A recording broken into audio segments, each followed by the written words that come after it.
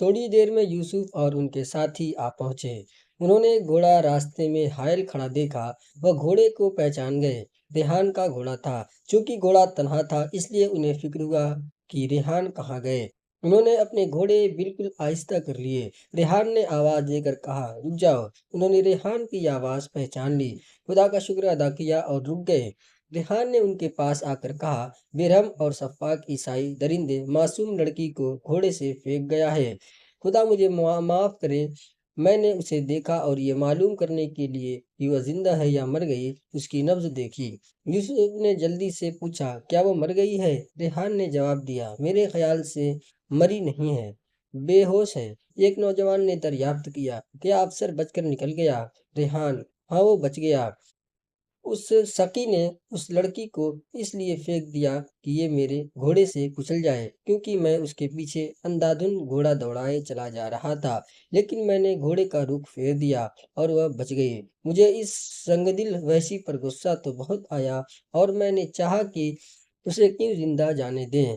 रेहान, मेरा ख्याल है उसका घोड़ा थक चुका है। अगर तुम उसका पीछा करोगे तो जरूर उसे पालोगे, लेकिन वह तन्हा है।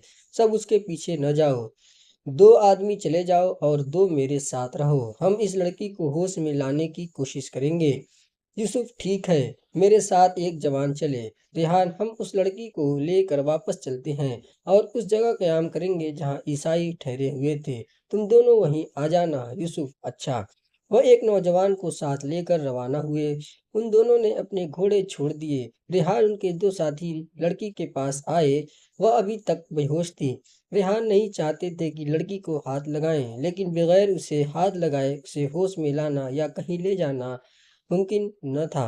इसलिए मजबूरन उन्होंने अव्वल उसे टटोला। ये कोशिश की कि वह होश में आए, मगर वह होश में न आई। रेहान ने उसे उठाया और अपने घोड़े पर सवार करके उसके पीछे खुद सवार हुए और वहां से आहिस्ता आहिस्ता चले।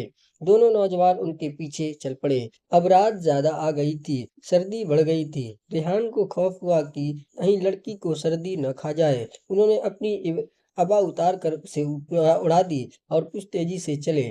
चांद खामोशी से मंजिलें तय कर रहा था। दुनिया चांदनी चटक रही थी। दूर तक की चीजें साफ नजर आ रही थी। कायनात खामोश थी। सकवत और सुकून छाया हुआ था। आखिर ये लोग उस जगह पहुंच गए जहाँ ईसाई ठहरे थे। वहाँ ईसाइयों की लाशें पड़ी हुई थीं और उनका तमाम साजो सामान जूं का तूं मौजूद था। मुर्दा ईसाइयों के घोड़े भी करीब ही चल रहे थे। ईसाई के पास खेमे नहीं थे। रेहान ने लड़की को उतार कर आहिस्ता से कंबल पर लिटा दिया और कई कंबल उसे ओढ़ा दिए। उसके बाद उन्होंने नेज़े गाड़कर उनमें उन पर कंबल तान दिए और छोलदारी सी बना ली। उसमें लड़की को लिटा दिया और उसके लिए ऐसा इंतजाम कर दिया कि हवा और सर्दी से उसे कोई दिक्कत न पहुंचे। ईसाइयों की कयामगाह में रसद भी थे। रेहान ने अपने साथियों से कहा, कहो भाई, खाना तैयार करोगे या भूखे रहकर ही रात गुजार दोगे? दोनों जवानों ने कहा, भूखे क्यों रहें, खाना तैयार करेंगे। तीनों घोड़े पकड़ने चले। या तो घोड़े शाइस्ता थे इसलिए नहीं भागे, या वो भूखे थे, या सर्दी खा रहे थे।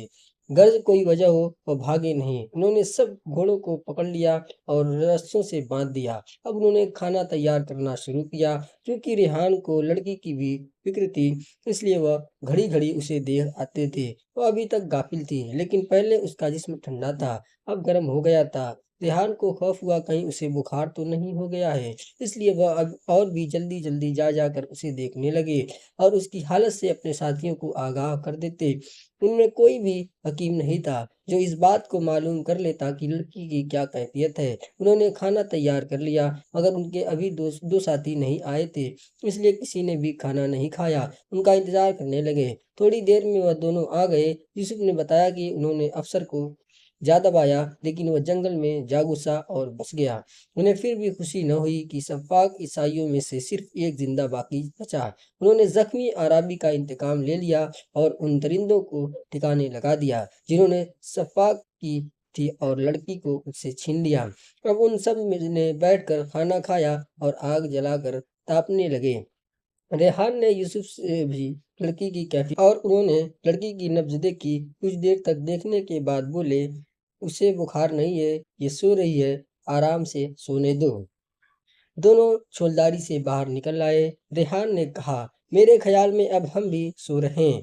یوسف، ہم میں سے ایک آدمی پہرا پر رہے، چونکہ یہ میری تجویز ہے، اس لیے میں پہرا پر رہوں گا۔ ریحان، نہیں، تم سو جاؤ، میں پہرا دوں گا۔ ایک اور نوجوان نے کہا، یہ کام میں کروں گا، تم سب آرام سے سو جاؤ۔ یوسف، نہیں، پہرا میں دوں گا۔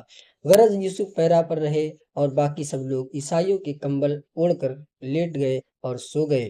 یوسف پہرا دیتے رہے۔ پچھلی رات کو ریحان کی آنکھ کھل گئی، وہ اٹھ بیٹھے۔ انہوں نے اصرار کر کے یوسف کو سونے پر مجبور کیا۔ یوسف سو گئے اور ریحان پہرا دینے لگے۔ صبح صادق ہوئی تو چاندنی پھیکی پڑ گئی، پرندہ چہچہانے لگے، کوے پرواز کرنے لگے۔ ریحان نے ضروریات سے فراغت کی، وضو کیا اور اذان کہی۔ اذان کی آواز سن کر سب اٹھ بیٹھے اور وضو کر کے نماز کی تیاری کرنے لگے۔ انہوں نے جماعت کے ساتھ نماز پڑھی۔ نماز، میں وضو کرنا چاہتی ہوں۔ ریحان، ضرور، میں پانی لاتا ہوں۔ لڑکی، شکریہ، میں خود پانی لوں گی۔ وہ اٹھ کر باہر گئی، ضروریات سے فراغت کر کے وضو کیا اور چھولداری میں آ کر نماز پڑھی۔ اس کی نماز قضا ہو گئی تھی۔ اب آفتاب نکل آیا تھا، دھوپ پھیل گئی تھی۔ ریحان نے لڑکی سے پوچھا، کیا تم سفر کرنے کے قابل ہو؟